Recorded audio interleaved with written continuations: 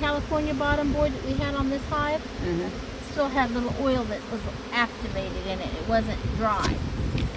This hive is stronger, and that's one of the reasons why they have less pest issues, and I think they're stronger because that bottom board was working for you. Yeah, we did. On the others, they were all dry. So, you know, this bottom board, it's got gunky, but it was still working to some degree, and so it's always better to make sure that always keeps oil in it when you have them on. Getting ready for winter, we don't want those on, but that's one reason this hive is really rocking. Let's get the smoker before we put that stuff on. Give these bees a little poof of smoke. So when you use the smoker, you want to do it across like this. We don't want to go directly on the bees.